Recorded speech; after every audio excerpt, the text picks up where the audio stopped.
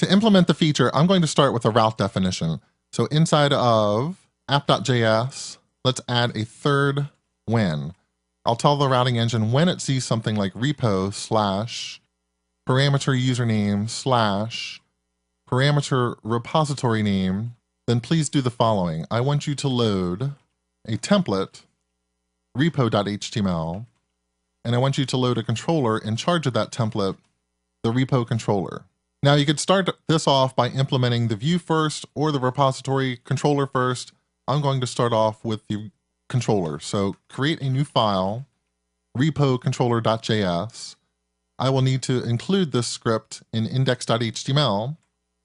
Otherwise, the controller will not be defined. So please include the script, repo-controller.js. That can appear anywhere in this list as long as it is after app.js. And inside of repo controller, I'll follow the pattern of creating an IFI, then going out and getting a reference to my GitHub viewer. And ultimately what I need to do is tell that module that I'm registering a new controller. It's the repo controller, and that will be a function that I'm about to define, repo controller. So repo controller is a function that will need scope so it can do data binding. It will need route params so it can figure out what username and repo name we're searching for. And it will need the GitHub service. Let's figure out what we're searching for first. The repo name will come from route params.repo name. The username will come from route params.username. Remember, we need both of those pieces of information to get the details of a repository. And these names, repo name and username, they just need to match the way you've described the parameters to the routing engine. Username, repo name, all lowercase. Then we can go up to the GitHub service and say, GitHub, please get the repo details for username and repo name. Now this is a method that is not defined on the GitHub service as yet.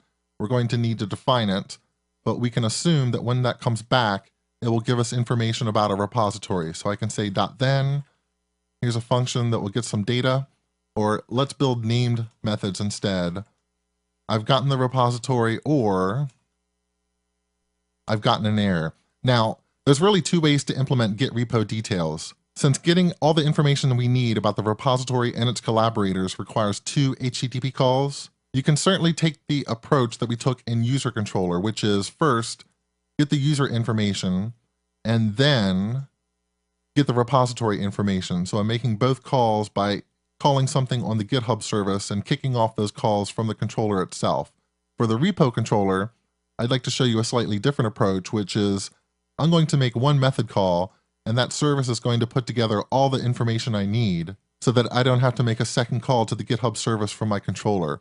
All I need is on repo and on air, and then we will go over and implement what we need in the GitHub service. So on repo is a function that will take some data, and I'll just say scope.repo equals that incoming data. On air is a function that takes some sort of reason that error occurred, and then we'll just say scope.error equals the reason for the error, and that's all we need in our repo controller. But this will require us to work a little bit harder inside of our GitHub service. So I need to expose a method, getRepo details. That's going to be a function that takes a username and a repo name and figures out how to make all of the HTTP calls necessary to get all the information I need about the repository and the collaborators. And I will expose that method here as part of the public API. So getRepo details points to getRepo details. And now inside of here, I will declare a variable that represents the repository, and that variable is going to contain all the information that we need to return to whoever called this method. So ultimately, return repo is going to be the goal. But first I need to populate that object with all of the information we need. And to do that, I'm going to need to call the GitHub API server. The place I want to go is https api.github.com/repos/ and then add in the username and another slash, and add in the repo name. And I also need to return a promise because all of this is going to be asynchronous. I am going to return http.get and call that repo URL, but I don't want to return the raw response. I want to add a .then here and have a function that will process that response on behalf of the controller. And it's inside of here where I say repo equals response.data. So before, when we had get user and get repos, we did some simple processing of the response just to return response.data. And ultimately, inside of a controller, when it calls .getUser.then, what the .then is waiting for is response.data. That's what we're going to return to it. But in get repo details, I want to take this one step further. I don't want to return just the repository information.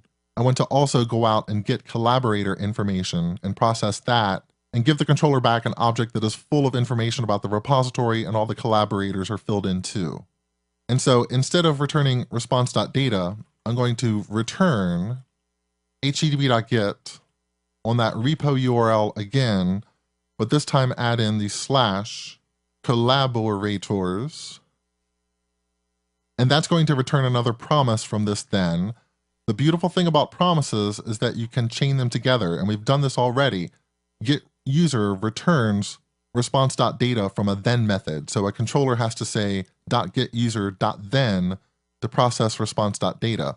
What I'm doing is that second .then inside of get repo details so I can process this HTTP response. So again, a function that takes a response, and now I have collaborator information inside of this object. So if I say repo.collaborators equals response.data, I have now taken that collaborator information and attached it to my repository object. And ultimately what I want to do is just return repo. So chained promises can be a little bit mind-bending. We talked about this in the last module. But ultimately what I am going to return to the caller of get repo details is a promise that will either deliver an error or it's going to deliver this repo object that I've been building up. I've placed inside of that object the response to get the repository details.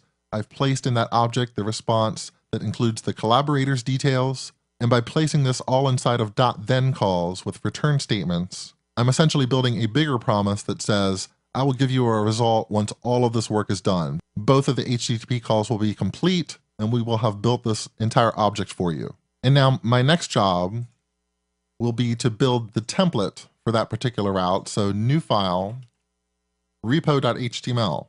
I know in my repo controller, I will now have access to all of that information that the GitHub service put together. So inside of repo.html, what are the things that I might want to display? Well, I might want to display repo.name inside of a header so it's really clear what we're looking at.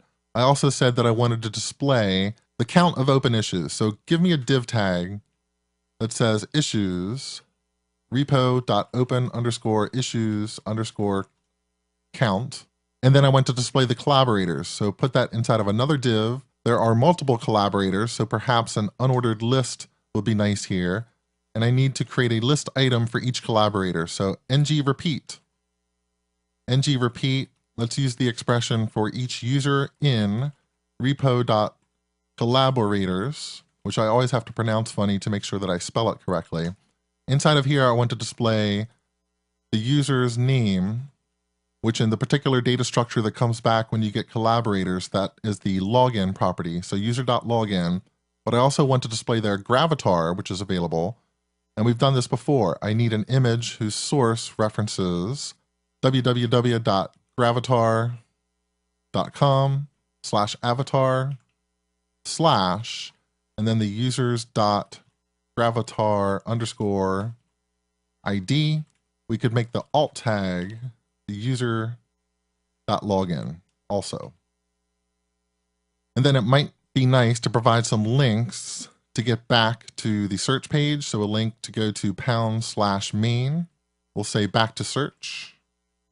And perhaps a link to get back to the user details. So /user/, and here I will have to say repo.owner.login. That's a particular data structure inside the repository details that will give you the name of the user. And here I could say back to repo.owner.login. So now I have links from this view to go back to other places in the application. The last thing we need to do, I think, is inside of user.html, instead of just displaying the repository name, I need a link to go to this new feature. So an anchor tag whose href is /repo/user.login/repo.name. And it will display the text repo.name. So if we've done everything correctly, I should be able to launch a preview. Let's launch it in an external window again. Do a search for Angular. Now see that I have hyperlinks that I can click to see the details of the repository. I can see the number of open issues. I can see a list of the collaborators along with their pictures. And I have links at the bottom. I can go back to the search page, or I can go back to the Angular user itself.